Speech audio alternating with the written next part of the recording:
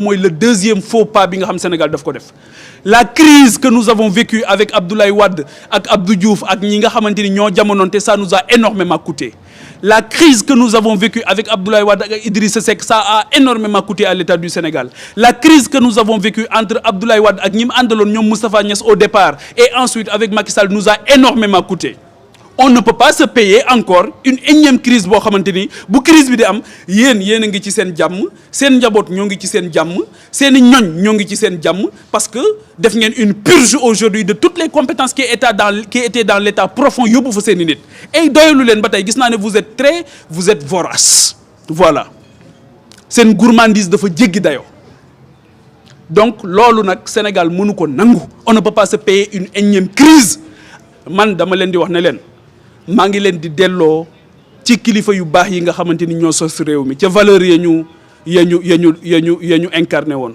maa ngi leen di delloo ci jom ji ñu incarné woon maa ngi leen di delloo ci kersa gi ñu incarné woon maa ngi leen di delloo ci ngor gi ñu incarné woon maa ngi leen di delloo ci njàmbaar gi ñu incarné woon waaye maa ngi leen di delloo ci mbañum rus bi ñu incarné woon waaye maa ngi leen di delloo nag ci fàtte gi ñu fàtte woon seen bopp pour l'intérêt général loolu moo tax ñu bëri dañ leen a rey ci ñoom fàtt leen tubaab bi da leen a rey laa bëgg a wax ñu ci bëri ci ñoom parce que dañ ne woon kenn du not seen askan ñooñ talluñu woon seen bopp talluñu woon poste la Thierno Souleymane Baal a fait la révolution ba pare ne Cheikh Abdoul Khadir Kane ñëwal nga gouverner Thierno Souleymane Baal bi mu defee révolution ba pare Abdoul Khadir Kane moom moo doxal mais loolu mooy jikko ju rafet loolu mooy yiw loolu mooy mbaax nga fàtte sa bopp mais égoïsme bi nga xamante ni moom la ñu gis mu tàmbalee feeñ ba kenn ku ci nekk ci sa bopp dafa ëpp et loolu moom moo egg tey ba ci premier ministre bu taxawee ne ku ma xeex dinaa la xeex ba nga xam ne xeex naa la aujourd'hui bari na ñu dugg ci rondal yi loolu rek moo leen dugal ci rondal yi maa ngi leen di wax nag génn leen ci rondal yi ñetti at bariwul ñetti at rek a ci des génn leen ci rondal yi ngeen affirmer seen bopp génn leen ci rondal yi ngeen dëggal seen bopp génn leen ci rondal yi ngeen taxaw défendre l'intérêt général loolu may fi nga xamante ni loolu lay ndarkeppe waxtaan bi mooy la situation politique suba Badara Gadiaga dina jàkkaarloo ak juge bi plus de 100 jours def na ko fi nga xamante ni moom mooy ci kaso bi dara la fa deful ci ay tappale rek lañ ko tegoon nee nañ dañ ko yóbbu instruction boo xamante ni ci ay tappale nga ko def Badara Gadiaga est en prison aujourd'hui par la volonté d'un seul homme et c'est lâche de la part de l'exécutif c'est lâche de la part d'une certaine justice instrumentalisée qui a accepté de satisfaire les desiderata d'un homme loolu moo ko bàyyi ci kaso bi c'est injuste et plus ñuy dem plus ñuy ridiculiser la justice boo jëlee Abdou Nguer li yaakaar naa gelwaar a ko doon wax kenn mënatul a siggi xool sa morom ndax kersa Abdou Nguer lan moo ko bàyyi ci kaso bi Serigne Fallou Mbacké encore une fois moom moo ko doon jàngale kilifa am na loo xamante ni boo ko mënta xajoo mais tekkil sa ndongo tànk nga dem defi leneen yow matoo li nga doon donc Abdou Nguer c'est la même chose Abdou Nguer est en prison par la volonté d'un homme loolu rek ko bàyyi ci kaso bi dara bàyyiwu ci kaso ay tappale ñoo ko bàyyi ci kaso bi Mansour Faye lan lañ ko bàyyee ñu ne contestation sérieuse mais dites-moi ban prisonnier actuellement moo deful une contestation sérieuse ñoom ñëpp a def contestation sérieuse nañ leen bàyyi ñu ñibbi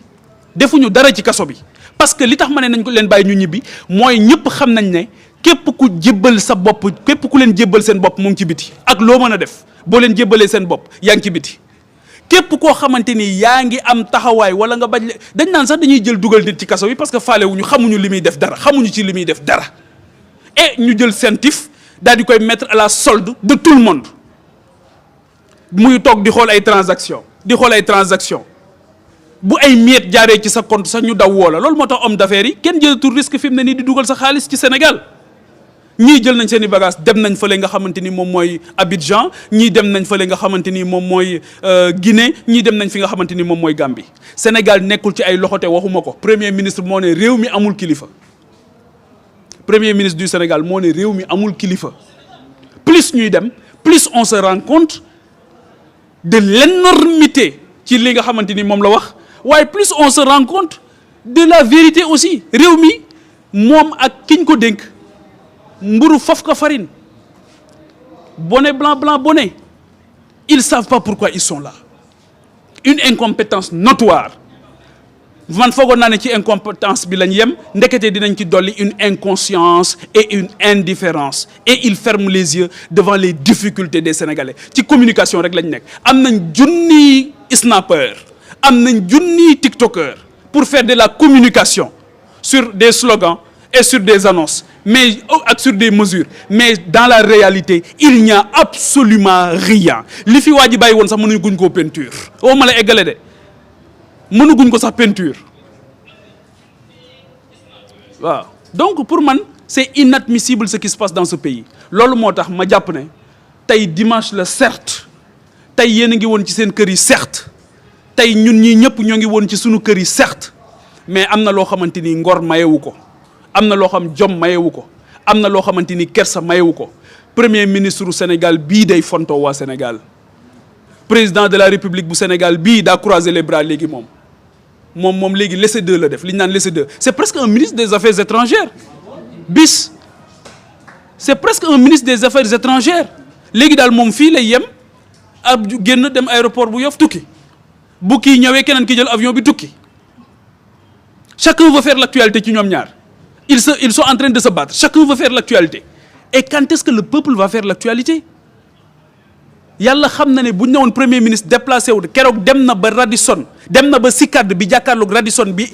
doomu Sénégal yooyu nekk lu ëpp weer te mënul jógee foofu Sicap ne naa jaar xool travailleurs yi nga xamante ni lu ëpp fanweeri fan ñoo ngi tëdd ci hall bi la ñuy fanaan gis ngeen image yéen ñëpp TFM def na ci reportage bu daw yaram mais lan moo tax premier ministre tey ji mënul dem Touba ne naa dem constater de visu 2 milliards 500 yi nga xamante ni nee nañ def nañ ko fa ci ay tappale te defuñu fa dara. lan moo tax mënuñoo dem Bakel wala Bakel dafa sori ci ñoom parce que gis naa ne léegi ñoom bu ñuy dem Kédougou Bakel ak fu ñu mën di dem léegi c'est l'avion militaire c'est l'armée l'hélicoptère de l'armée la ñuy yóbbu avion militaire nee nañ daal léegi ñoom duñu laal suuf duñu xuus ci ndox mi yow amoo woon pouvoir di xuus ci ndox mi tey nga am pouvoir ne doo wàcc ci ndox mi amoo woon pouvoir di dem ci askan wi sonn di leen recevoir tey nga am pouvoir nga ne ñoom dootuñu la teg bët. Maaz ibnu Jabal nag keroog ba ko yonent bi salaatu wasalaam di yebal Yemen dane ko woon Maaz maa ngi lay digal miskin yi ak ñi ñàkk bu leen di daw de del bokk ak ñoom jotaay ñoom nag daa mel ni fi mu ne jot dugg primature wala dugg palais moom ça coûte très cher pour nga am rendez-vous avec le premier ministre avec le président de la République ça coûte très cher